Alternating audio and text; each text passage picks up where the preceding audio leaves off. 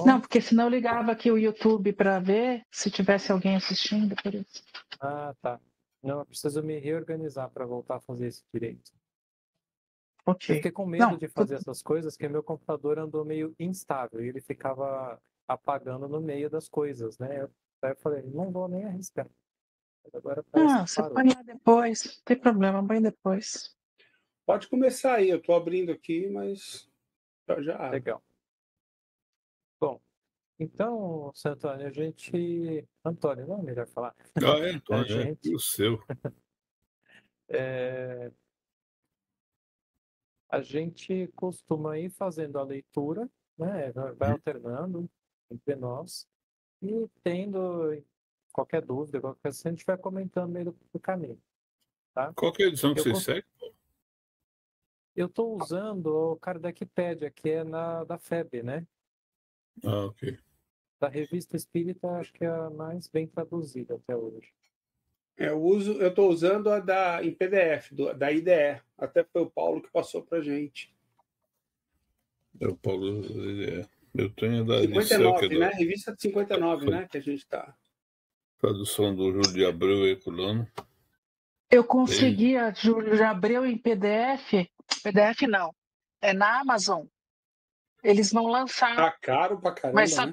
só tem. Não. Em Kindle, em e-book. Em Kindle. A primeira edição de 58 está R$1,99, mas só tem essa até agora. Só a de 58. Mas é E essa aquela aí aí, eles mesmo? É a É do aquela Júlio. mesmo? É a do Júlio. não, essa Viu, aí, Eliane, Antônio? Vou comprar.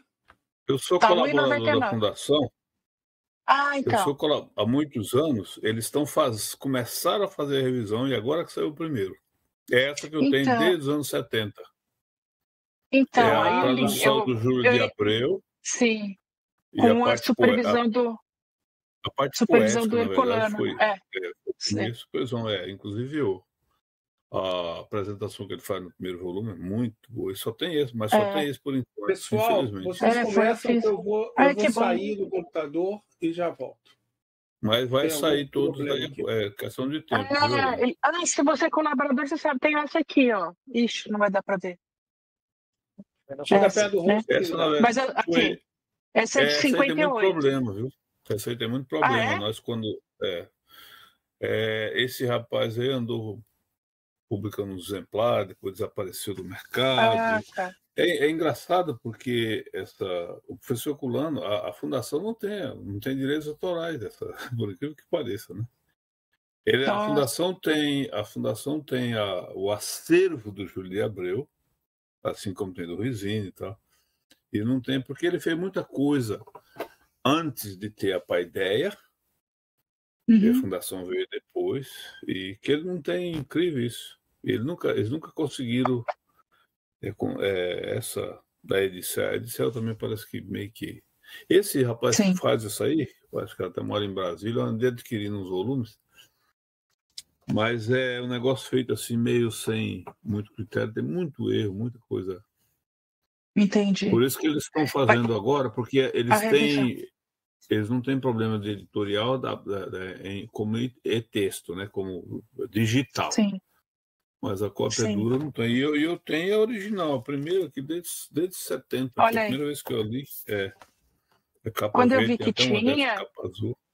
quando eu vi que tinha na Amazon, eu vi que era essa editora para a ideia. Aí eu entrei em contato com eles e eles falaram isso mesmo. Ela falou: ainda não tenho a previsão dos outros números, mas a gente está revisando. Então você pode trazer para a gente, né? Quando tiver, você deve saber, né? Quando soltar. Sim, porque eu faço parte lá da equipe dos colaboradores faz tempo já. Beleza. Vamos começar ou vamos esperar o Satiro? Vamos começar. Ele falou. Essa besteira um pouquinho. Bom, então, a música de Além Túmulo. O espírito de Mozart acaba de dictar ao nosso excelente médium, senhor Adriano Deval, fragmento de sonata. Como meio de controle, este último médium o fez ouvir por diversos artistas. Só um minutinho, Paulo.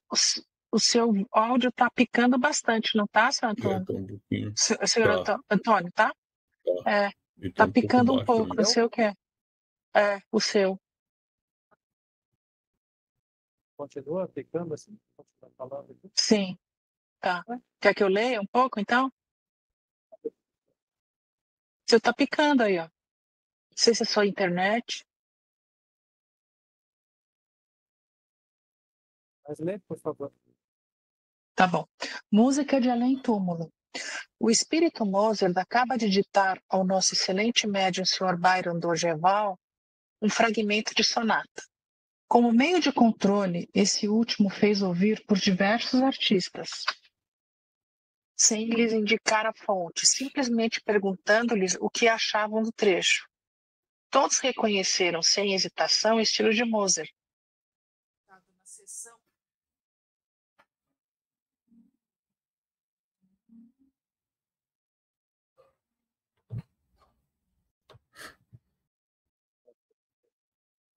Desculpa, gente, entrou uma ligação. Foi executado na sessão da Sociedade, dia 8 de abril passado, na presença de inúmeros peritos, pela senhorita de Devan, aluna de Chopin e pianista distinta, que houve por bem prestar seu concurso. Como elemento de comparação, a senhorita Devan, de Davan executou previamente uma sonata que Mozart compusera quando vivo. Todos foram concordes em reconhecer não apenas a perfeita identidade do gênero, mas ainda a superioridade da composição espírita. Em seguida, um trecho de Chopin foi executado pela mesma pianista, que novamente revelou seu talento habitual. Não poderíamos perder essa ocasião para invocar os dois compositores com os quais tivemos a seguinte conversa. Eu vou ler aqui uma nota, vou abrir o que é. Aluna de Chopin.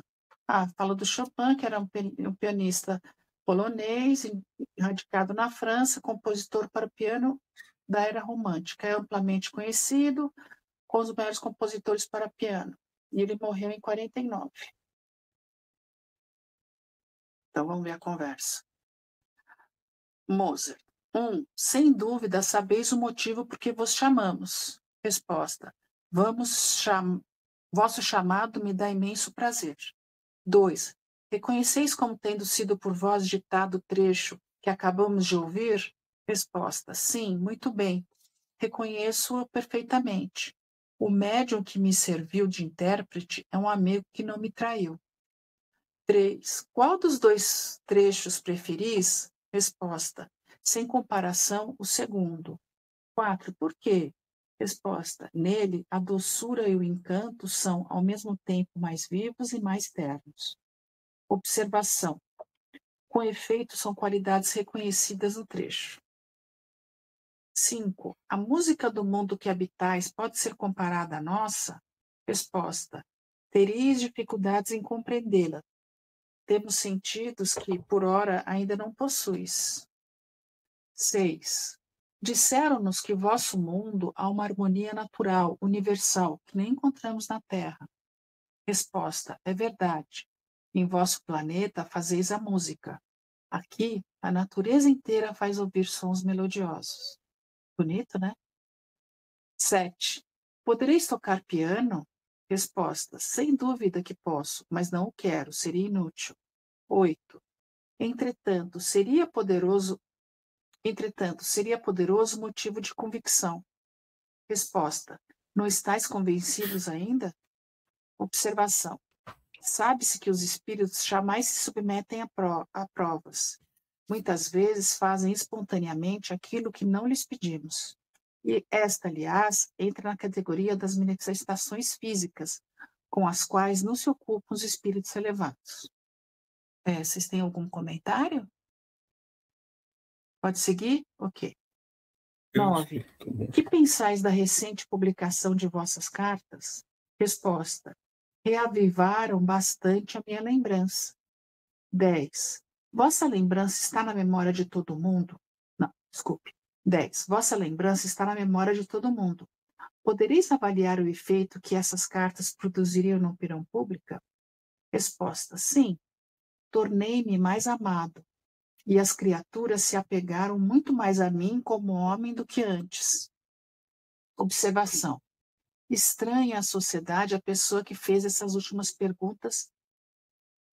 Estranha à sociedade, a pessoa que fez essas últimas perguntas confirma que foi exatamente essa a impressão produzida por aquela publicação. 11.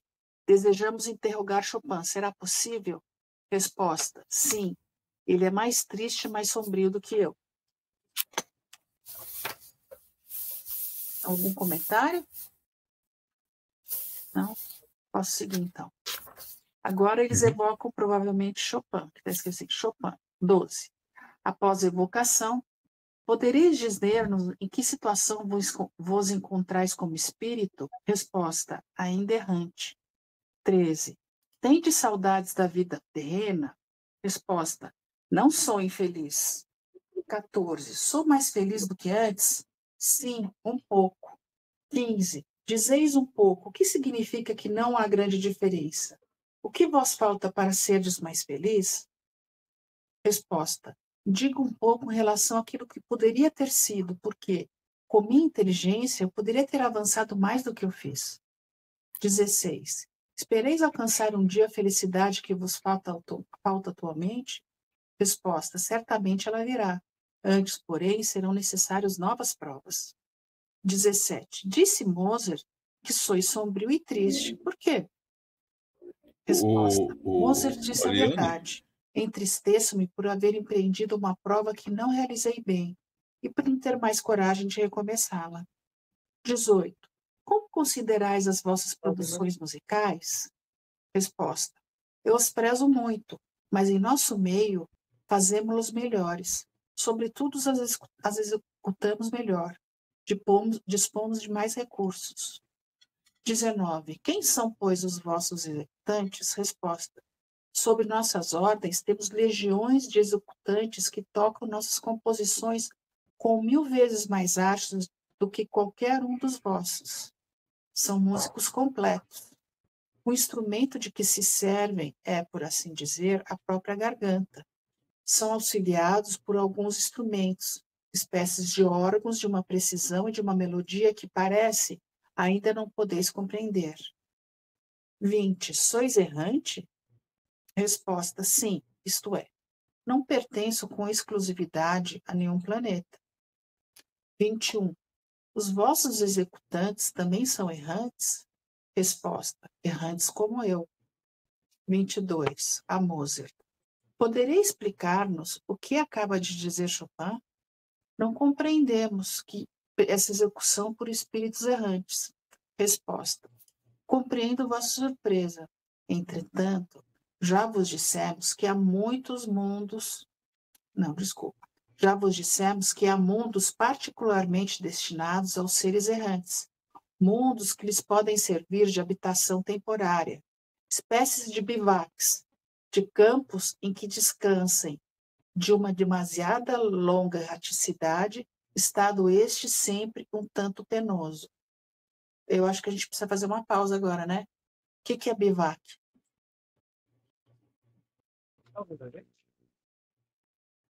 Abrigos naturais, não. E aí?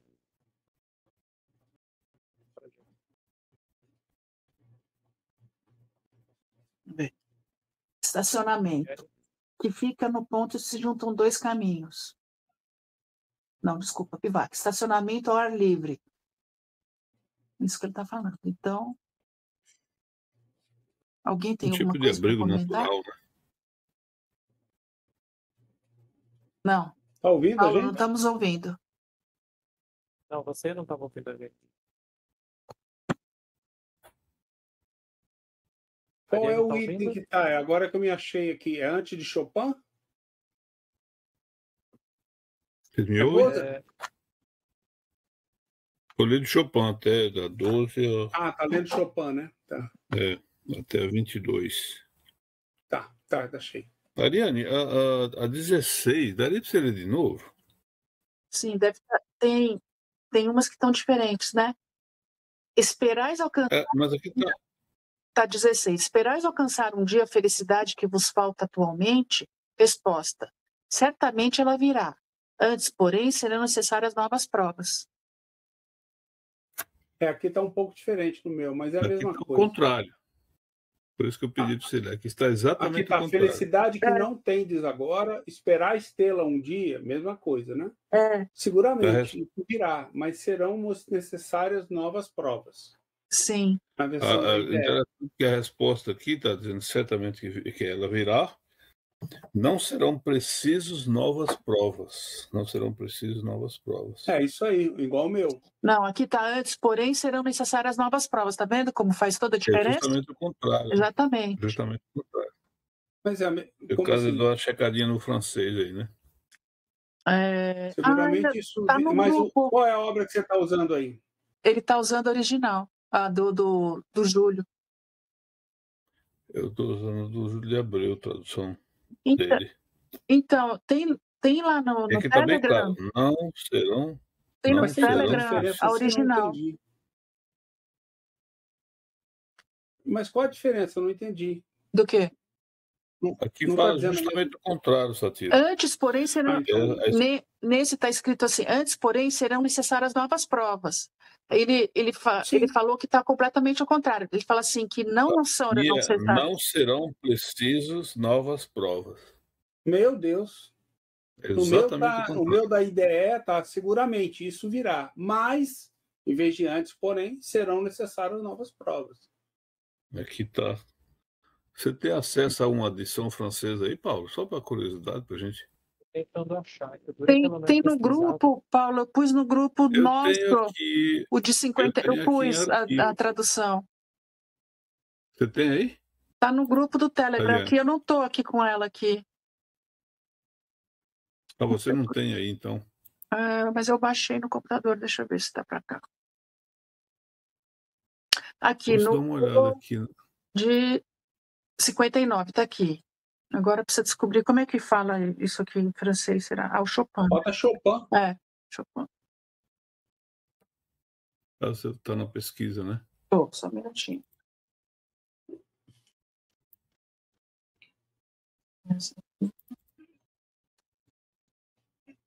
Acho que eu tenho as edições de francês aqui. Deixa eu ver se eu tenho todas.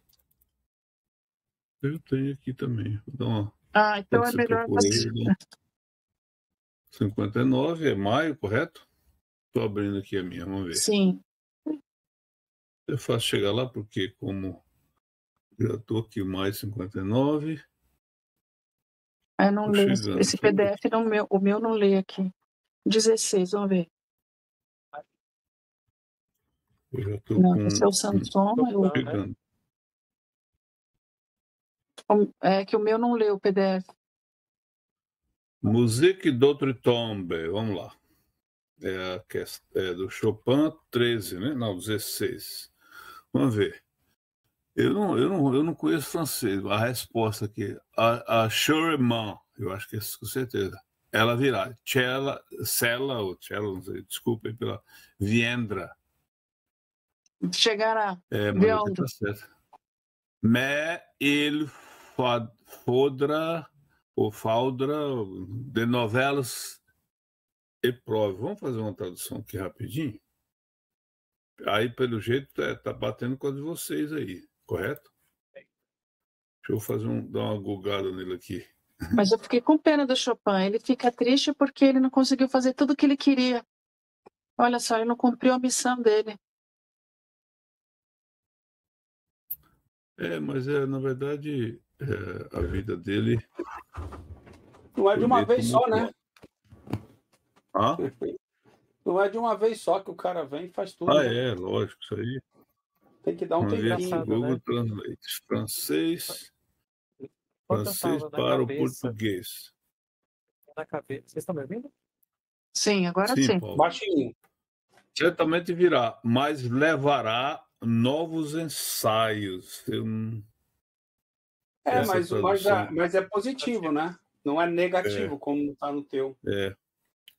Aqui, interessante, não e para mim faz sentido, né? Seguramente, isso virá, mas serão necessárias novas provas, ou seja, ele já tem o entendimento de que ele não tem a felicidade plena, precisa de mais. Obviamente, né? Eu acho que certamente virá, mas levará novos ensaios, podemos imaginar que seja. Isso aí. Então, não há dúvida. Eu tinha na cabeça essa ideia do completista, né? Completista, se você completou a prova e você... Enfim, aquela ideia, aquela falsa ideia, né?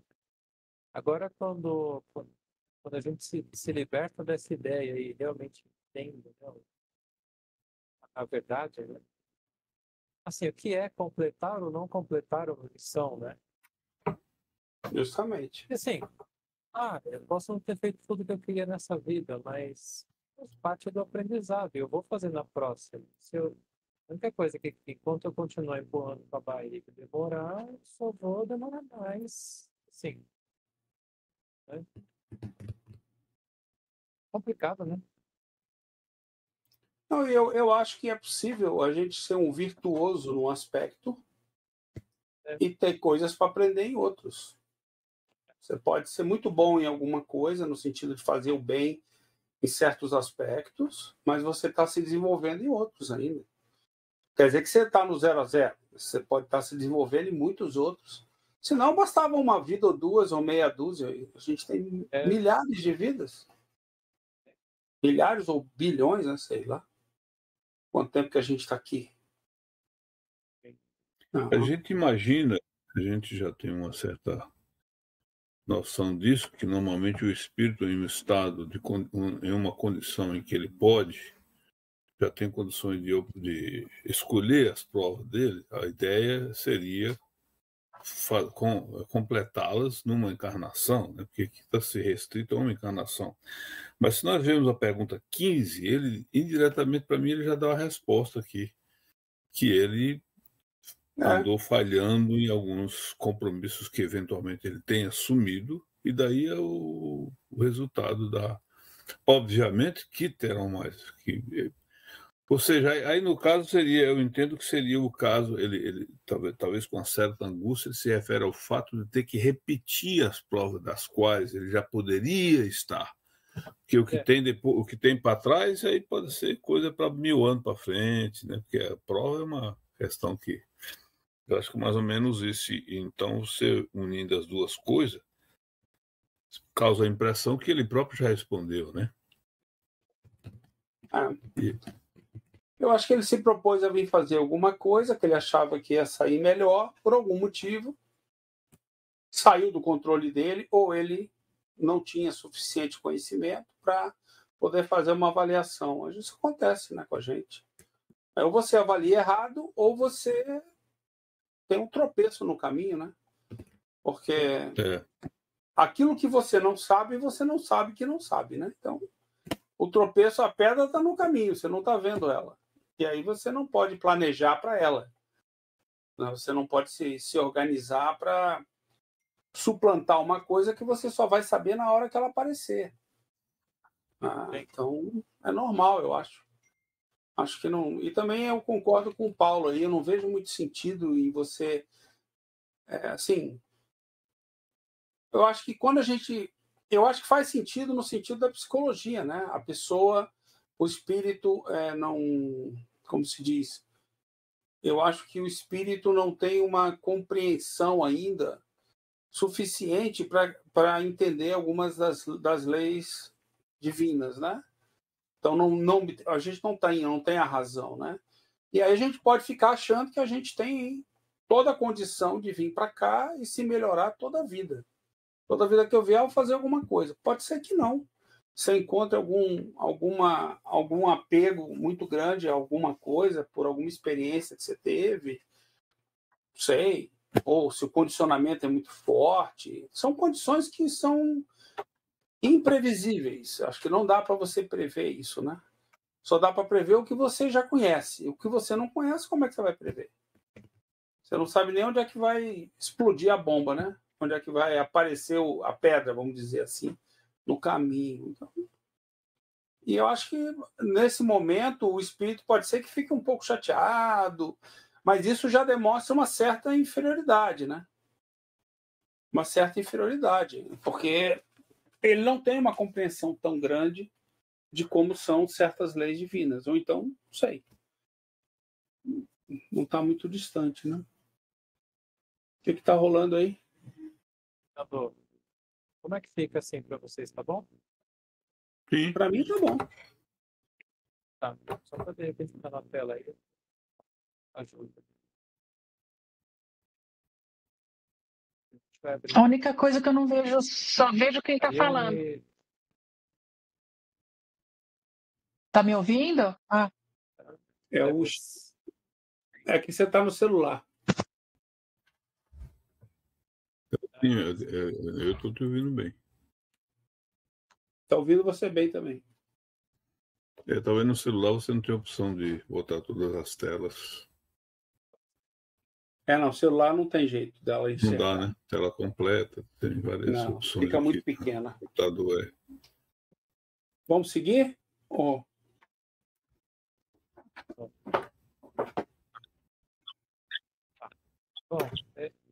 eu só não vi em qual pergunta foi que parou. Chegou 16. Vocês estão me ouvindo ou não? Parou na 16, Paulo. Ok, beleza. Sim. Ariane. A gente não terminou essa aqui. Eu parei na 22. Eu vou terminar essa, depois vocês continuam a próxima? Cada um depois. Não, eu que pedi para então, 23. Continuar? Já tinha da 22. Reconheceis aqui um de vossos alunos? Resposta: sim, parece. Esse foi o Chopin que estava falando. 24. Assistireis à vontade à execução de um trecho de vossa composição? Resposta: isso me dará muito prazer, sobretudo se executado por alguém que de mim guardou uma boa recordação. Que ela receba os meus agradecimentos. 25. Qual a vossa opinião sobre a música de Mozart? Resposta: aprecio-a bastante. Considero Mozart como meu mestre. 26. Partilhar de sua música sobre a música de hoje? Resposta: Mozart disse que a música era bem mais compreendida em seu tempo do que hoje. Isso é verdade. Entretanto, objetarei que ainda existem verdadeiros artistas. Nota: o fragmento de sonata ditada pelo espírito de Mozart acaba de ser publicado. Pode ser adquirido no escritório da Revista Espírita ou na livraria espírita do Sr. Le Doyen. Palais Royal, Galeria d'Orléans, 31. Preço de 2 francos. Pronto. Vai ser remetido pelo correio. Baratinho, 2 francos, né?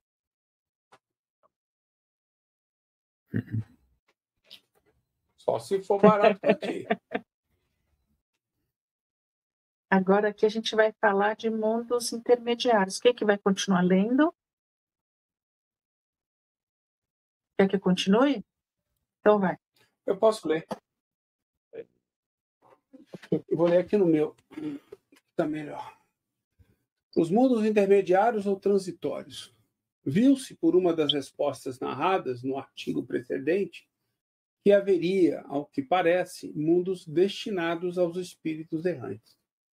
A ideia desses mundos não estava no pensamento de nenhum dos assistentes, e ninguém não a imaginara sem a revelação espontânea de Mozart, nova prova de que as comunicações espíritas podem ser independentes de toda opinião preconcebida. Com o objetivo de aprofundar essa questão, submetemo-la a um outro espírito, fora da sociedade, e por intermédio de um outro médium, que disso não tinha nenhum conhecimento. A Santo Agostinho. Existem, como nos foi dito, mundos que servem aos espíritos errantes de estação e de ponto de repouso? Resposta: aos, mas não graduados. Quer dizer que ocupam posições intermediárias entre os outros mundos, segundo a natureza dos espíritos que podem aí chegar, e que neles gozam de um bem-estar maior ou menor. 2. Os espíritos que habitam esses mundos podem deixá-los à vontade? Resposta: sim. Os espíritos que se acham nesses mundos podem se desligar deles para irem onde devem ir. Figurai-vos aves de arribação, abatendo-se sobre uma ilha à espera de recuperar forças para alcançar o seu destino. 3. Os espíritos progridem durante suas estações nos mundos intermediários? Resposta: certamente. Aqueles que assim se reúnem fazem-no com o objetivo de se instruírem e de poderem mais facilmente obter a permissão de alcançarem lugares melhores e atingir a posição que os eleitos obtêm. 4. Esses mundos são perpetuamente e por sua natureza especial destinados aos espíritos errantes? Não. Sua posição não é senão transitória. São eles, ao mesmo tempo, habitados por seres corpóreos? Resposta: só não. um minutinho, Takiro.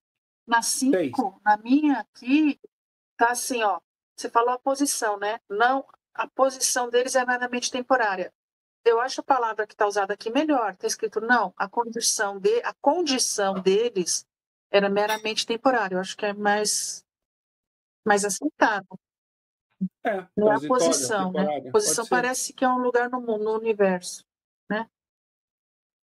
Sim. Tá certo. Tem razão. Fica melhor dito com essa outra tradução sua. Tá? Satiro, aqui está seu lembrete.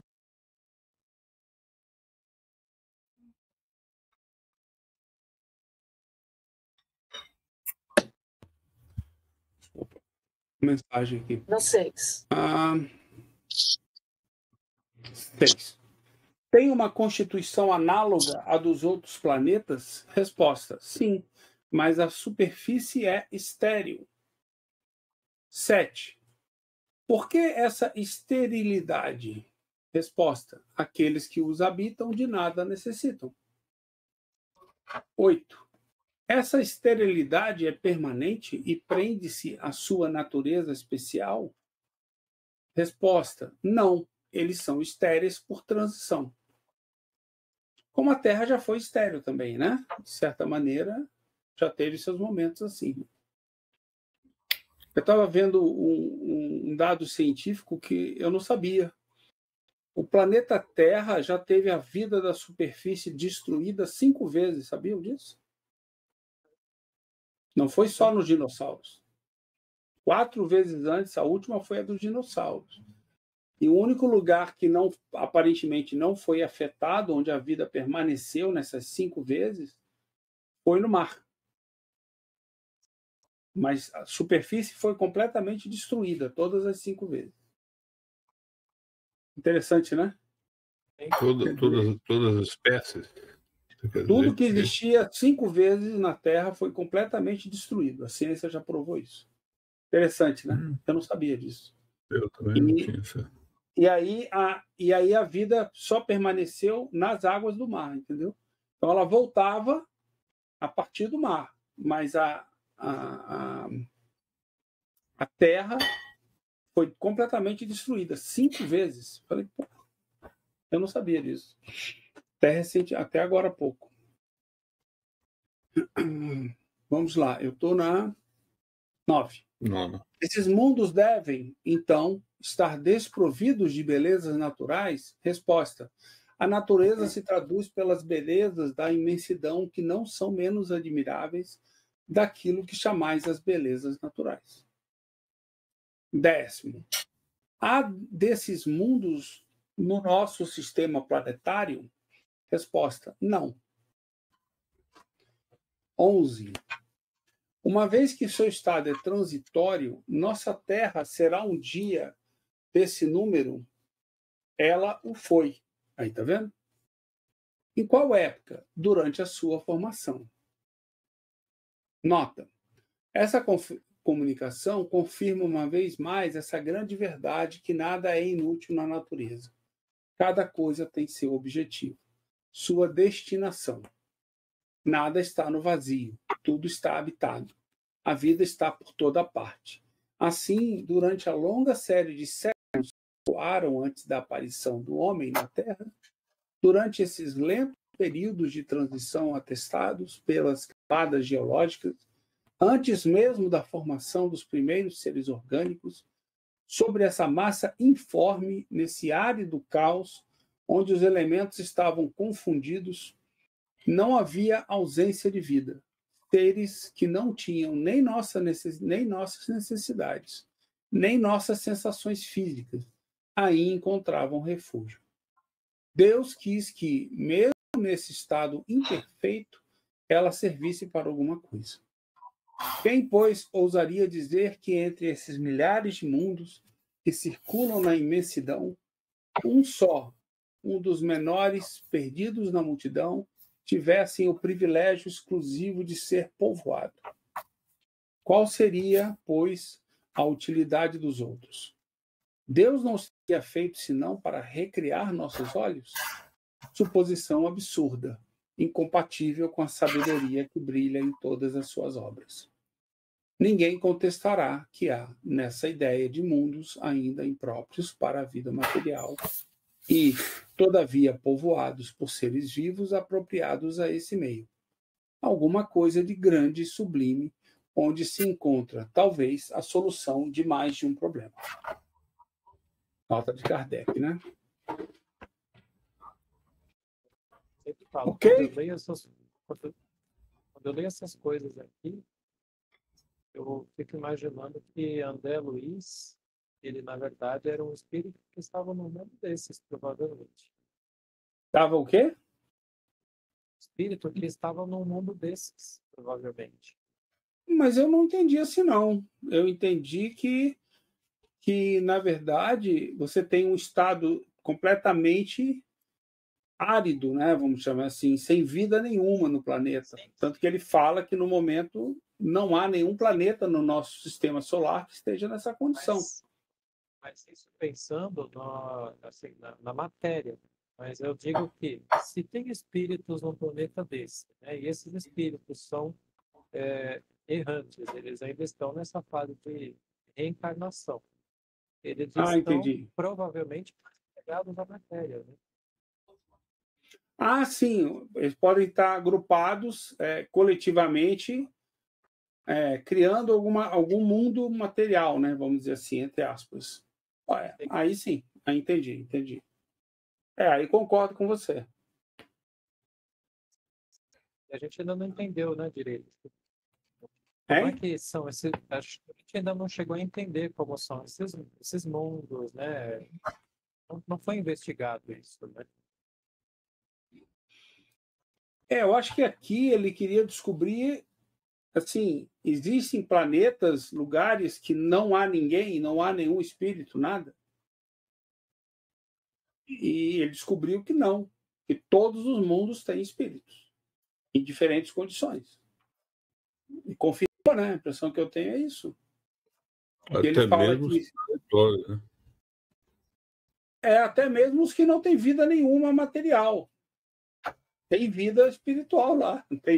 Serve para alguma coisa, entendeu? Serve para... É um local onde vários espíritos errantes, né, podem ir lá escolher ir para lá. Né?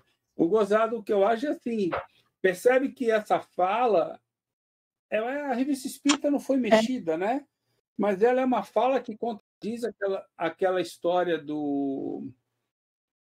o que eu ia falar mesmo? Me fugiu agora. O pessoal fala que... Posso fazer um comentário? Desculpe. É a primeira vez, pelo que eu me lembro, em 58, não teve...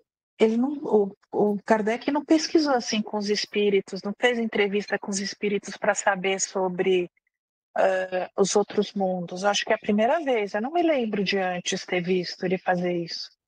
Ele falou com... não, ele falou com Sardô, né? Com aquele outro lá, aquele que pintava. Eu não lembro. Eu não tenho essa memória, amiga. Mas eu acho que, assim, esse aí ele fez mais a fundo, eu achei, que as anteriores. Então ele está começando a pesquisar o assunto, eu acho.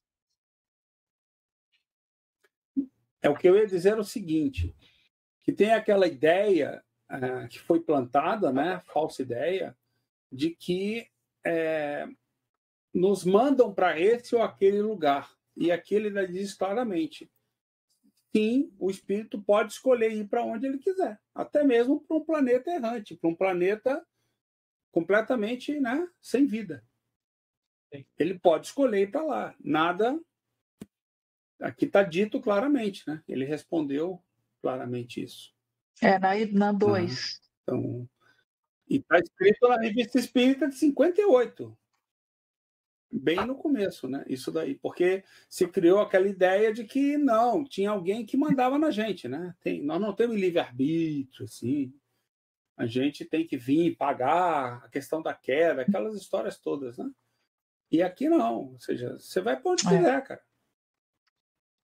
Ninguém tem como segurar você, prender você, enviar você, fazer nada disso, né? Essa ideia me chamou a atenção aqui. Vamos seguir? Seguimos? Vamos embora. O laço do espírito e do corpo. A senhora Schultz, uma de nossas amigas, que é perfeitamente deste mundo e não parece dever deixá-lo tão cedo, tendo sido evocada durante seu sono, mais de uma vez nos deu a prova da perspicácia de seu espírito nesse estado. Um dia, ou melhor, uma noite, depois de uma conversa bem longa, ela disse: estou fatigada, tenho necessidade de repouso, eu durmo, meu corpo dele tem necessidade. Sobre isso, se lhe fez esta pergunta: vosso corpo pode repousar? Falando-vos, eu não o altero. É vosso espírito que está aqui, e não o vosso corpo. Podeis, pois, conversar comigo sem que este sofra com isso. Ela respondeu: estais errado crendo isso. Meu espírito se desliga bem pouco do meu corpo, mas é como um balão cativo retido por cordas. Quando o balão recebe os abalos ocasionais pelo vento, o poste que o mantém cativo sente a comoção dos abalos transmitidos pela amarração. Meu corpo está no lugar do poste, com a diferença que ele experimenta sensações desconhecidas ao poste, e que essas sensações cansam muito o cérebro. Eis porque meu corpo, como meu espírito, tem necessidade de repouso. Essa explicação, na qual nos declarou que, durante a vigília, ela não havia jamais sonhado, mostra perfeitamente as relações que existem entre o corpo e o espírito, quando este último goza de uma parte de sua liberdade. Sabemos muito bem que a separação absoluta não ocorre senão depois da morte, e mesmo algum tempo depois da morte.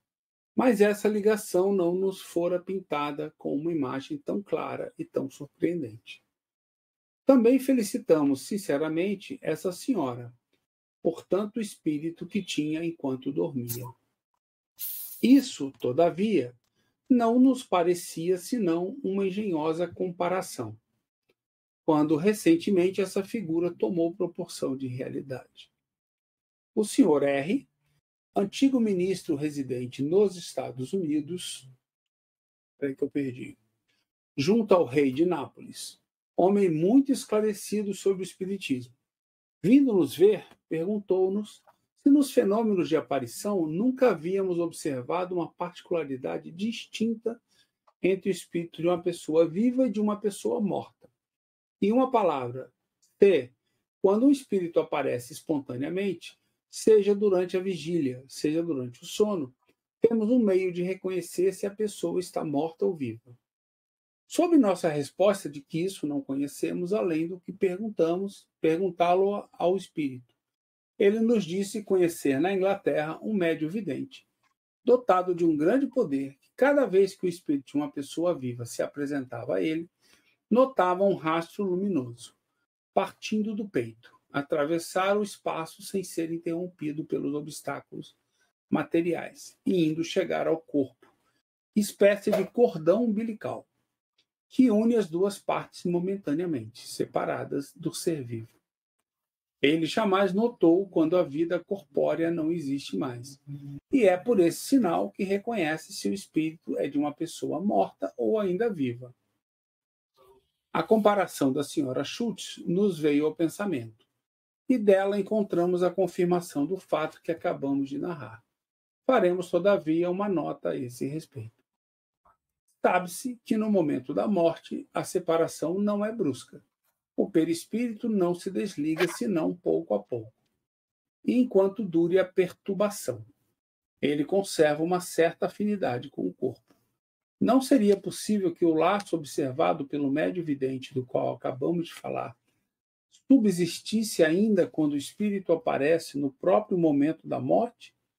Ou poucos instantes depois, como isso ocorre frequentemente? Nesse caso, a presença desse cordão não seria um indício de que a pessoa está viva. O Sr. R. não pôde nos dizer se o médium fez essa anotação. Em todos os casos, a observação não é menos importante e lança uma nova luz sobre isso que podemos chamar a fisiologia dos espíritos. O único ponto que eu acho é esse final, né? Que no céu e inferno a gente está estudando, né? De que você pode ficar conectado depois da morte, a perturbação pode demorar. E você pode até ficar com algumas conexões com o corpo por algum tempo. Mas que, na verdade, tem muito mais uma conexão psicológica, né? De apego mesmo, material, do que acho que uma conexão mesmo espiritual, né? Como é que eu vou dizer? De um umbilical, como ele falou, né? Como a gente chama de... Como é que a gente chama isso? Fluídica. Fluídica. Laço fluídico. Laço fluídico. Fluídica. Acho que, se eu lembro bem do céu e inferno, a gente está no começo da segunda parte, a gente estuda isso. É o laço... Né? Ele chama laço perispiritual, laço fluídico. Isso. Laço agora, aqui ele usa uma... Aqui, que é fala, Paulo. Eu acho que uma comparação interessante é aquela ideia que quando você faz o experimento com uma mão em cima da mesa e a outra é uma luva, né? E a pessoa pega e martela a mão da luva e você tira sentindo dor, né? Achando que a sua mão está lá. É uma dor psicológica, né? Então, acho que o espírito muito apegado, acho que é uma coisa bem similar a isso. Não existe uma conexão de fato. É isso que eu estou lembrando aqui, que a gente estuda no começo da parte 2 do céu e inferno. Que a gente estuda é o momento do passamento e o momento da perturbação. São dois momentos diferentes. A perturbação já foi, mas o passamento ele pode demorar a total desconexão. Mas lá, pelo que a gente entende, não é necessariamente uma condição que fica no nível da célula fluídica. É uma conexão de apego mesmo, né? De apego com a matéria. De apego psicológico. Mas aqui... Apego com a matéria. Mas aqui a gente debateu bastante uma palavra lá. Muito interessante. Ele está falando que a separação não é brusca. Ele ainda está estudando aqui, né? O perispírito se desprende pouco a pouco. E ele conserva uma certa afinidade com o corpo. Então ele está dizendo que esse cordão seria uma afinidade que ainda o espírito conserva com o corpo, porque ele está nessa perturbação que ainda está se separando do corpo. Então ele fica perturbado e ele ainda percebe essa afinidade. Então ele falando que essa afinidade podia ser o laço, podia ter um laço perispiritual, né? Podia ter conservado lá. É isso que ele está questionando, se pode ou não. Mas eu acho que aqui, a impressão que eu tenho aqui é que ele está indo em direção àquela questão fluídica. Sim. Porque ele está falando de fisiologia, né? Do espírito. Fisiologia do espírito. Ou seja, a conexão entre o perispírito e o que a gente já sabe, né? Que são são os princípios perispirituais das nossas células, né, que a gente estudou. Essa conexão, ela se quebra, eu acho, né? Chega um momento que ela encerra, bruscamente ou não. E não demora tanto assim. Mas isso não faz com que o espírito se sinta livre, né? Não é isso que a gente debateu? Ou seja, ele pode continuar apegado, porque psicologicamente ele está apegado à matéria. Então ele chega a ficar anos ali. Isso não quer dizer que ele esteja conectado. Uhum. Ele está na verdade, ele não está conectado. A matéria nem existe mais. A matéria nem existe mais e aquelas células que estavam ali já foram para outros lugares, né? Digamos que muitas serviram para outras coisas. São princípios espirituais, né? Que sobreviveram ao corpo humano e foram para outros lugares, se aproveitado em outros lugares. Né? Porque a gente não se conecta à matéria, a gente se conecta a um princípio perispiritual que é de cada célula. Daí vem aquele feixe, né? Como é que eu esqueci o termo que o pessoal usa muito. Então, mas aqui o interessante é isso, que ele estava bem no começo da pesquisa, né? Eu não lembro de outra citação. Também, eu não lembrar, não quer dizer nada. Eu não tenho a memória da Ariane. Do cordão eu não lembro, mas do perispírito, sim. Do perispírito, cordão, sim. Agora do laço fluídico, eu não sei. Laço perispiritual. Porque ele se conecta, né? O perispírito nosso se conecta aos bilhões de células. Mas como o estudo corpo, né? Como o estudo dele está começando, Satiro, não dá para saber. Eu acho que é uma das primeiras vezes que ele fala desse laço, dessa ligação, que seria o laço perispiritual. Eu não lembro. Não, e ele diz aqui uma coisa que ele depois diz que a separação não é brusca. O espírito não se desliga senão pouco a pouco. Enquanto dure a perturbação. Quer dizer, aí ele ainda está nessa época misturando passamento com perturbação. Nessa época, né? Porque a gente começa lá estudando os espíritos felizes e ali é instantâneo, né? O cara acabou de ser enterrado, né? Já está ali batendo papo, né? Sim. Sem perturbação nenhuma. Sanson, o primeiro lá, logo de cara, que era da Sociedade de Paris, ele acabou de ser enterrado, tinha pedido, na frente do túmulo dele, o pessoal já chama ele e ele aparece.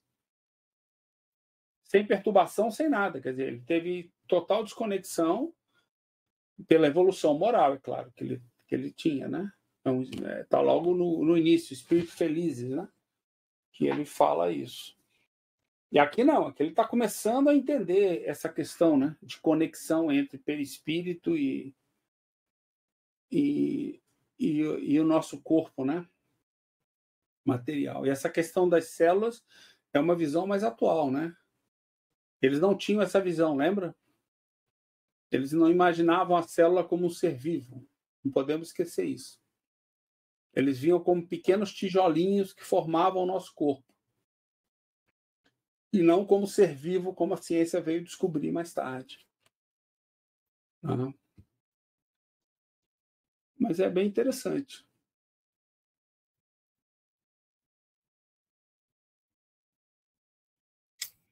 Algo mais? Ou vamos seguir? Não. O próximo artigo eu estava olhando, ele é enorme. Eu acho que não cabe para fazer hoje. Quer pular ele, a gente volta nele na próxima para começar? Seria bom. Então podemos pular. O que vocês acham?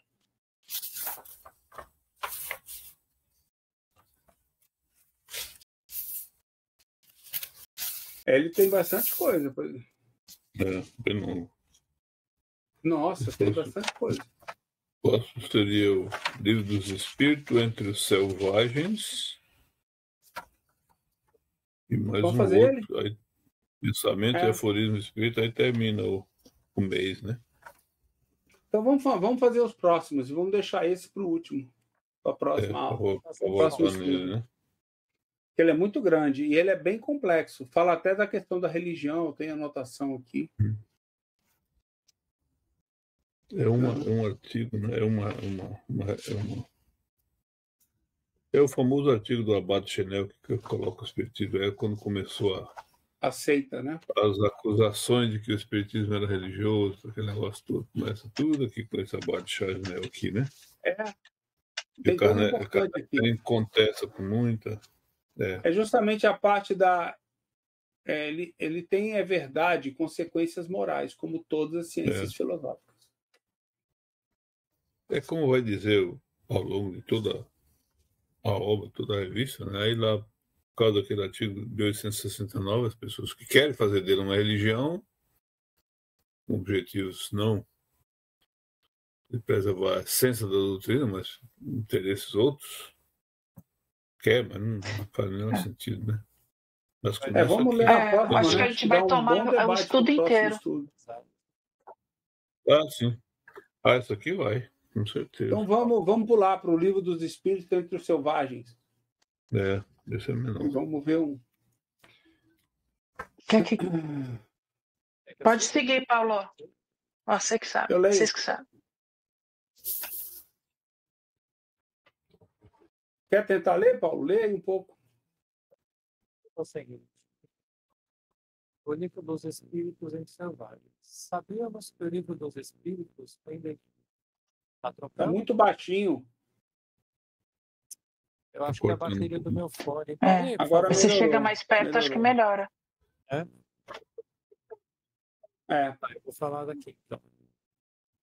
Sabíamos que o Livro dos Espíritos tem leitores simpáticos em todas as partes do mundo, mas com certeza não teríamos suspeitado encontrá-lo entre os selvagens da América do Sul, não fosse uma carta que nos chegou de Lima, há poucos meses, cuja tradução integral nos pareceu interessante publicar, à vista do fato significativo que a mesma encerra e cujo alcance facilmente se compreende.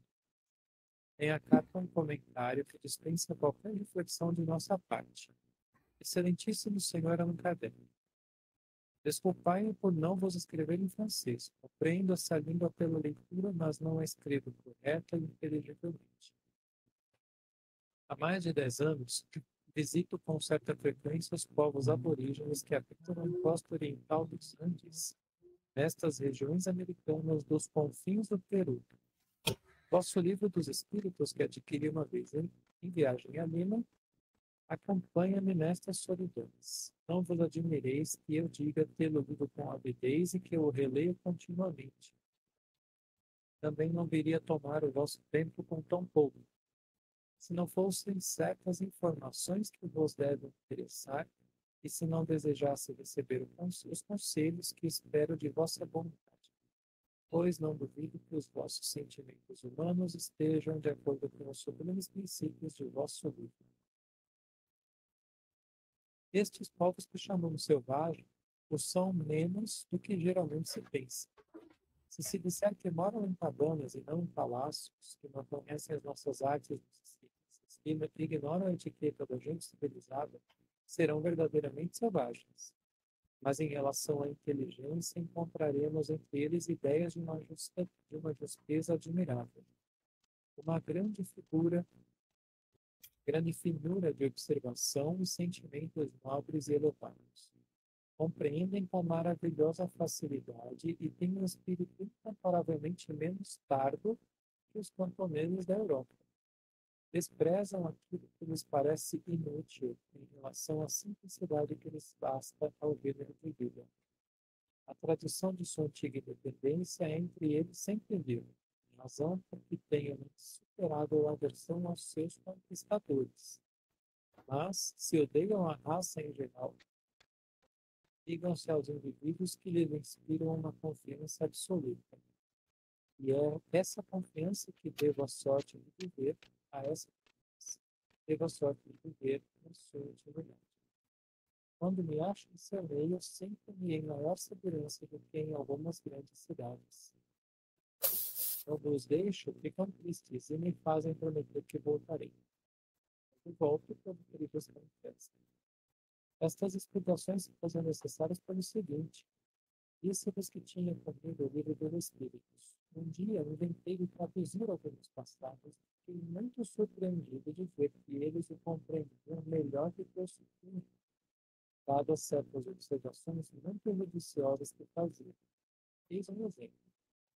A ideia de viver na Terra lhes parece absolutamente natural. Um dia deles me perguntou: quando nós morrermos, poderemos renascer entre os brancos? Certamente, respondi. Então, tu pode ser um de nossos parentes? É possível. Com certeza é por isso que és bom para conosco e nós te amamos. Também é possível. Então, quando encontrarmos um branco, não lhe devemos fazer mal, porque talvez seja um dos nossos irmãos. Certamente vos admirais, como eu, de tal conclusão de um selvagem e do sentimento de fraternidade que ele brotou. Aliás, para eles, nova a ideia dos espíritos. Está em suas crenças e eles estão persuadidos de que é possível conversar com os parentes irmãos que nos vêm visitar. O importante é disso tirar partido para moralizá-los e não creio que seja impossível, pois ainda não temos vícios de civilização. É para isto que necessito de vossos conselhos e da vossa experiência. A meu ver, não há razão para supor que só podemos influenciar as criaturas ignorantes falando-lhes aos sentidos. Penso, ao contrário, que essa seria uma forma de mantê-las nessas ideias estreitas e de desenvolver-lhes a tendência à superstição. Penso que o raciocínio, quando nos soubermos colocar no nível das inteligências, terá sempre uma influência mais duradoura. Aguardando a resposta, espero que me observareis em seguida. Estou Fernando Beto. Interessante, né? Ariane, lembra que a gente discutiu lá isso com o Conde, lembra, um tempão atrás? Sobre a questão do termo selvagens, que é usado por Kardec.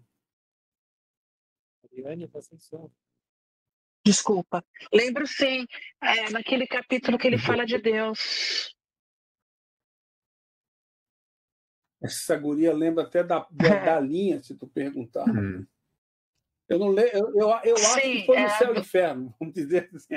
Meu grau de precisão é o livro. Capítulo 7. A gente debateu, lembra bastante. Que fala das penas eternas, selvagem. Ele fala muito de Deus. E lá, em dado momento, ele fala dos selvagens.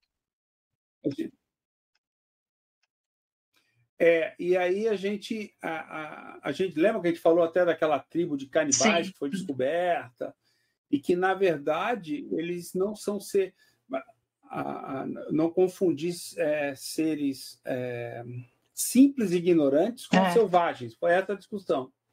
Que os selvagens eles já estão já são uma civilização. Eles já estão numa civilização, porque mesmo aquela tribo lá que existe, né, numa ilha lá, ninguém pisa porque é tudo canibal, né? Só tem as fotos deles assim do helicóptero. Mesmo aquela tribo, eu posso escolher encarnar lá. Sim. E posso ajudá-lo. Ou seja, isso não quer dizer nada. Isso não quer dizer... Eu lembro que a gente falou disso e a gente falou da questão de haver meio que não sei se a palavra que a gente usou foi essa, mas um equívoco, né? Talvez até um dogma de que as pessoas mais cultas são as pessoas mais evoluídas, o que não condiz com a teoria moral da autonomia. Não condiz com a criação de Deus, que tem espíritos de diversos adiantamentos no mesmo convivendo, né? Eu obrigatoriamente não preciso ser alfabetizado. Exatamente, ele não favorece, né? Deus não favorece, era esse o negócio. Deus não favorece algumas almas, elas convivem mesmo que tenham almas mais evoluídas, espíritos mais evoluídos, espíritos menos evoluídos, eles convivem juntos, né? Uns ajudando os outros. É isso que você está querendo dizer? Não, mas eu estou falando no sentido das pessoas que acham que pessoas que estudam são mais evoluídas do que aquelas que não estudam. Sim. Isso não é necessariamente verdade. A maioria das vezes, quem é mais culto... Hein? A maioria das vezes, quem é mais culto, na verdade, Os mais cheios de problemas, né? Falo para ninguém. Quanto mais você acha que sabe... Você está chamando de culto quem é formado, né? Vamos dizer assim. É mais conhecimento, que ele quer dizer. Conhecimento intelectual. Não, mas não é só conhecimento, não. É a base, tem uma base nessa vida formada mais Sim. em cima da educação formal. Nesse sentido. Porque mais conhecimento, eu lembro que eu dei até o exemplo de um caso que eu vivi vários anos, não vejo há muito tempo, de um senhorzinho completamente, sabe, analfabeto, com praticamente 100 anos de idade, e ele completou 100 anos até, e que era vaqueiro numa fazenda de uma amiga minha. Já estava lá há 70 anos, 80 anos que ele morava lá desde jovem, e ele não sabia nem escrever o nome dele. Mas, rapaz, eu fiquei uma tarde inteira conversando com esse senhor.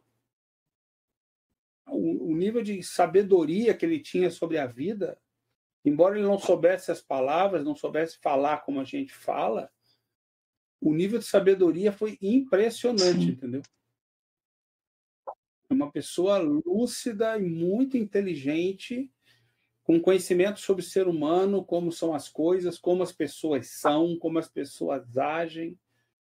E é um cara que não sabe nem escrever o nome dele.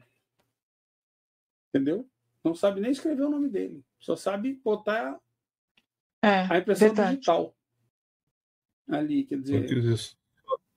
São do espírito, né? É porque o nosso conhecimento não é porque eu não sei escrever nessa vida que eu perdi o meu conhecimento de outras vidas. Eu posso ter escolhido... Vocês conhecem o filósofo William James, né? Não conheço. William James é americano, é um dos filósofos mais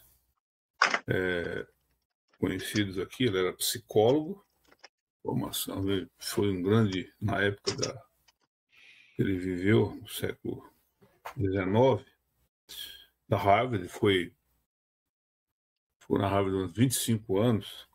Ele tem, inclusive, ele fez muita pesquisa no campo. Ele que fundou, na verdade, a Sociedade Americana de Pesquisa Psíquica, que era inicialmente ligada, até hoje existe, era ligada à Sociedade de Pesquisa Psíquica de Londres, que foi fundada em 1882.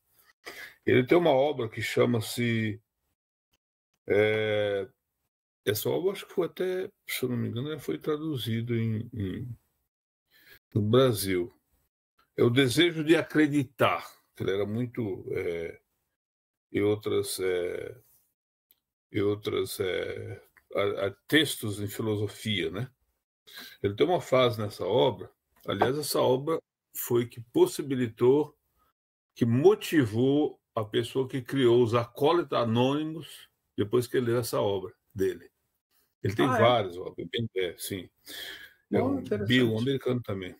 Ele diz aqui o seguinte: nós, 25 anos de Harvard, ele teve um papel na Harvard assim, de distinção total mesmo, num período em que toda a filosofia estava em ebulição aqui, dessas novas ideias dos filósofos do mundo velho, da Europa, né? Porque o americano era mais inglês do que americano inicialmente, depois eles foram criando a sua própria cultura, a sua própria academia. Então, nós, nobres educados na faculdade, que seguimos exclusivamente o fluxo da cultura cosmopolita, frequentemente tropeçamos em algum jornal antigo ou algum autor nativo volumoso, cujos nomes nunca são ouvidos em nosso círculo, mas que numeram seus leitores por milhões. Sempre nos causa um pequeno choque encontrar essa massa de seres humanos não apenas vivendo e ignorando a nós e a todos os nossos deuses, mas realmente lendo, escrevendo e cogitando sem nunca pensar em nossos cânones e autoridade. Ele se refere à academia, né? Justamente. Exatamente. Esse conceito de que o intelectual, e aí, sob o ponto de vista da moralidade, se a gente entrar, então, aí quer dizer que a coisa é mais fica mais em profunda banana, mais ainda. Porque o conhecimento não necessariamente se reflete em moralidade, Justamente. em postura socioconstrutiva no meio do grupo, tal, porque a pessoa se desvia em decorrência do próprio orgulho, que é o maior mal nosso, né? Justamente. Então a gente, na O verdade, conhecimento, né, aquela história, a história que a gente vê na Gênesis, né? A questão do conhecimento, do desenvolvimento da inteligência, que ele é um pressuposto para que a gente desenvolva as faculdades da alma, né? Razão, vontade e imaginação. E aí eu desenvolvo a partir daí o livre-arbítrio, o bom senso, né? Então, ele é um pressuposto. Eu preciso sair do condicionamento, né, do instinto, e saber o que eu estou fazendo. Conhecimento no sentido de saber o que eu estou fazendo, entender o que eu estou fazendo, entender o significado daquilo. Aí eu consigo perceber, inclusive, o bem dentro de mim, né? Aí eu comecei a adquirir razão. Ou seja, eu comecei a fazer escolhas. Como é que chama? Escolhas. Com sabedoria, acertadas. Não, a palavra não é essa. Escolhas não é condicionadas. Escolhas. Livres. Livres, Fazer a escolha. Porque tem outro. Mas é isso aí. Eu passo a escolher e não ser condicionado. Né? Conscientes, escolhas conscientes. Ou seja, eu estou consciente do que eu estou fazendo. Né? Aí eu começo a desenvolver a faculdade da alma. Naquele aspecto. Né? Obviamente, naquele aspecto que eu desenvolvi alguma inteligência. E aí o conhecimento, tá tudo junto com isso, entendeu? Então é exatamente isso. Então é um engano que as pessoas têm de que uma pessoa com muito conhecimento tem proporcionalmente a mesma evolução moral. Não. Conhecimento é uma coisa. Evolução moral você vê por outras coisas. Você vê pelas escolhas, pelo desenvolvimento, pela razão, pela lógica, pelo uso do livre-arbítrio, né? Pelas escolhas que a pessoa faz, a evolução moral. Do bem, né? Porque escolhas conscientes podem ser feitas do mal também, né? Você pode se apegar às emoções e ver. Então, isso é uma coisa que nos engana muito, eu acho, né? Porque a gente foi acostumado a pensar isso que ele disse aí, né? Quer dizer, que ele se... Não é porque a gente tem os nossos deuses e lê que não tem outras pessoas que nem conhecem a gente, não sabem nem do que a gente está falando, e leem outras pessoas que têm muito mais leitores que a gente. Então, existe uma sabedoria, um conhecimento que está fora da academia, que está fora da questão da educação. E eu acho que isso tem tudo a ver com essa questão dos selvagens, entendeu? Eles são uma civilização. Eles, inclusive, as pessoas... porque não são... porque olha, o que falta para eles serem uma civilização? Normalmente eles têm linguagem, né? Eles têm tudo que classifica uma civilização. Todos esses selvagens têm. Todos eles. Inclusive a religião. Eles têm. Inclusive o entendimento do divino. Tudo isso eles têm. Tem leis. Tem saúde. Tem tudo. Entendeu? Que nós temos. Então, aí você vai dizer, não, o desenvolvimento tecnológico, o desenvolvimento da filosofia. Quanta filosofia existe, né? Tem tantas tribos indígenas no mundo todo que têm altas filosofias, que foram, inclusive, muito inteligentes, né? Um grande nível de conhecimento. Os incas, os astecas, que tiveram um nível de desenvolvimento tremendo em várias ciências, que nem a gente consegue explicar algumas coisas. Ou seja, esse é um erro, entendeu? Você chamar de selvagem, porque o espanhol chegou de navio lá e se acha um povo, né? E o cara estava lá... E a própria civilização clássica grega mostra isso para a humanidade inteira. Perfeito, né? Perfeito. Não foi à toa mais antigo ainda. Não foi à toa que o Sócrates foi considerado o mais sábio dos homens, por causa da humildade de que ele reconhecia que não sabia, né? Exatamente. Na verdade, e ele tem outra fase aqui, numa outra obra dele, muito interessante, ele diz que nós devemos estar no universo, veja bem a palavra universo, né? Como os cães e gatos estão em nossas bibliotecas, vendo os livros e ouvindo as conversações, mas não tendo nenhuma noção do significado de tudo isso. Quer dizer, a grandeza do conhecimento diante do intelecto de um ser que se acha conhecedor, que se orgulha de conhecer, é um negócio assim que... Quer dizer, mas verdadeiramente os grandes sábios, reconhecidamente respeitados, a característica principal é a humildade. Qualquer pessoa que se arvora a possuir o conhecimento com uma certa... já é a primeira prova de que ela não, na verdade, porque... Eu concordo com você. O que pode uma mente limitada como a nossa, espiritualmente, nós abraçamos o universo, iremos abraçar o universo. Daí porque a via do conhecimento e da moral, nem sempre elas caminham junto, mas uma coisa impulsiona a outra. O conhecimento é necessário, espírita, amai-vos, instruí-vos e amai-vos, né? Mas essa visão é a visão de um processo em que a gente vai desenvolver na longa existência da nossa espiritualidade imortal, né? Para a gente conhecer tudo. Nós vamos ter que passar por tudo, por todas as vias. Nós vamos ter que ser... né? E depois tem outras coisas. Uma coisa que me chama a atenção, eu já tenho dedicado muito tempo ao estudo desses grandes... Por exemplo, aqui nos Estados Unidos tem o famoso, muito bem conhecido, que é ventilado aqui na revista também, o famoso CIA de Poughkeepsie, que é o Andrew Jackson Davis. Foi aquele que previu o fenômeno do moderno espiritualismo, antes que 1948, antes que o fenômeno ele já tinha dado, porque a obra dele é extraordinária. Então, mas a gente não precisa ir muito longe. Por exemplo, eu tenho, antes do Paulo, que agora o Paulo a gente conhece mais de perto, tal, mas veja bem a formação intelectual do Paulo, sob o ponto de vista acadêmico, qual que é? Zero relacionado com aquilo que ele nos traz de uma forma tão sábia, tão... E eu tenho outro exemplo que eu li bastante, eu gosto muito dele, aliás, o Paulo fala muito nele, o Hermínio Miranda. O Hermínio Miranda era da mesma área de economia, de contabilidade, não sei, mas ele morou aqui nos Estados Unidos 5 anos, e a obra do Hermínio Miranda é um negócio assim extraordinário também. E ele fez investigações assim bem... Mas veja bem o Paulo, pega só essas 4 obras dele aí, do Mesmo até... E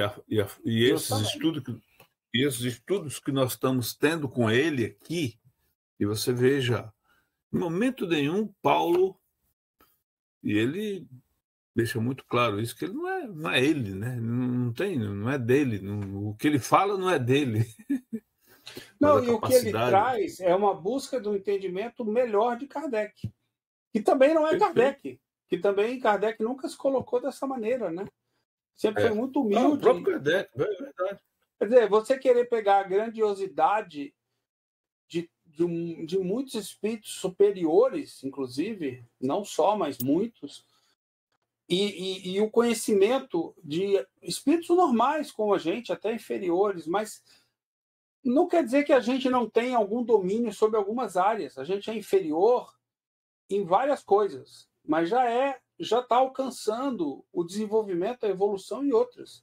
Naquilo que eu alcanço, eu posso te ensinar algo. E naquilo que você alcança, você pode me ensinar algo. Entendeu? E a minha visão hoje, nos últimos 3 anos que eu comecei a estudar essa obra nova, eu já mudei a minha visão 3 ou 4 vezes sobre várias coisas, entendeu? Eu estou evoluindo. Não é que ela mudou dramática. Depois que ela mudou da água para o vinho, com as novas obras originais, eu estou aprofundando o conhecimento. Estou... né? Uma nova verdade, mais ampliada. Então, a gente tem que ser humilde, tem que falar o seguinte, eu não tenho ainda o melhor entendimento sobre vários aspectos. Vamos ouvir os outros. Vamos ver o que os outros têm a dizer, porque às vezes as pessoas vão dizer coisas que nos ajudam a ter novas, né? Ou que não, né? A gente não tem a capacidade de entender certas coisas, paciência. A gente está evoluindo ainda, né? Inclusive inteligência, né? Está adquirindo inteligência para poder evoluir naquela área. Então, temos que estudar mesmo. E ser humilde. Concordo contigo. Né? E esse exemplo é ótimo, né? Parar de chamar selvagem foi a como é que é, Ariane? A nossa amiga Rosângela, né? Sim, que gosta disso. Lembra que ela trouxe essa ideia de que selvagem era simples e ignorante. E não é. Aí a gente explicou para ela que não. Simples e ignorante é lá no começo. Selvagem, ele é uma interpretação na época de Kardec, que nem ele fez aqui.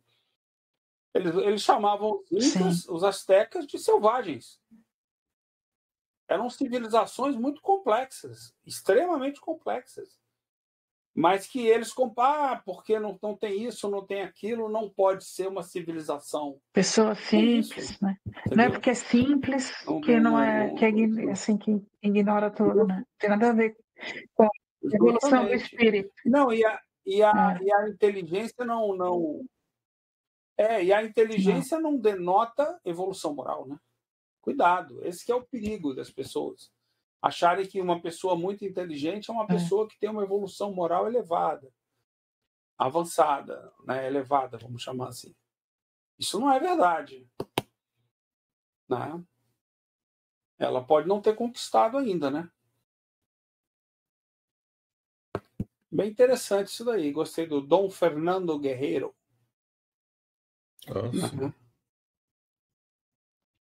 Um espanhol, né? Vivendo lá no meio, lá em Lima, né? No meio do povo. A gente percebe aqui o trabalho magistral do Kardec de levar essa obra aos 4 cantos do planeta num período em que o processo tecnológico era bem, né? Imagina, ele escrevia Nossa Senhora. Imagina aí. Ele levou a força da obra. O Livro dos Espíritos chegou lá, né? O cara foi em Lima e comprou um Livro dos Espíritos, o fulano aí, o Dom Guerreiro. E não parou de ler mais. Impressionante, né? É muito Dom bom. Fernando Guerreiro. Bom, aí. Pessoal, vamos parar por aqui, Paulo?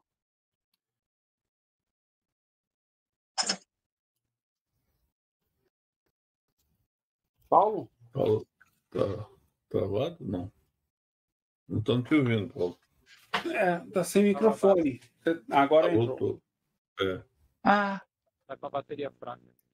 Sim. Ficou 2 tópicos, né? O último não é aforismo apenas, mas aquele acho outro que vai, lado. o tempo inteiro do nosso encontro. É um divisor de águas ali. Eu não conheço. Esse texto é bom mesmo, justamente. Vale a pena ler com calma ele. Ver se a gente está. Ali entra justamente a parte em que Kardec explora bastante e coloca bastante ao longo de toda a obra, e que o Espiritismo, em sua elaboração, seu processo de elaboração, com a própria orientação espiritual, o trabalho dele, ele deixa aquele período de investigação física dos fenômenos materiais, não que deixa, porque isso não há como deixar, para passar para um período filosófico em que as pessoas vão entender científico, né? Sem a necessidade científica, sem a necessidade necessariamente do fenômeno, porque o fenômeno sem esse entendimento não é nada. E aí os combatentes com especialidade às ortodoxias religiosas e aí com especialidade católica, tinha lá o caso do jesuíta, que nós já vimos muito lá, a ligação que tinha, o Kardec até trabalhava, fazia a contabilidade lá eles tentam o viés de querer misturar as coisas, assim como vem acontecer depois, lá na questão da deturpação, do que eles fazem, ele não ser, para poder... E essa é a primeira manifestação em que alguém do clero vem e ele, sendo que Kardec jamais tocou nisso, que o Espiritismo era uma religião, ele vem e dá ao Espiritismo um condão porque queria, nessa forma, um viés diferente de atacá-lo pelos meios que já não tinham mais sucesso. Esse texto é muito interessante, ele é muito, muito explorado por muita gente, porque nessa questão da religião ou não, né, ele vai... Esse texto é um baita do texto, vale a pena. E era difícil para Kardec, que trabalhava na elaboração de uma ciência de aspecto tríplice, negar o aspecto da religiosidade. A religiosidade, a espiritualidade, para a religião institucionalizada, hierárquica e heterônoma, há uma diferença enorme, né? Vamos lá. Até, prazer. Beleza. Muito obrigada. Prazer estar aqui com vocês pela primeira vez. Que bom, feliz que você está junto com a gente. Muito obrigada. Obrigada, pessoal, foi ótimo. Tchau, Paulo. Tchau, Antônio. Tchau, Satiro. Tchau. Obrigado, Paulo, primeiro. Até mais. Até o próximo. Tchau. Um abraço. Tchau.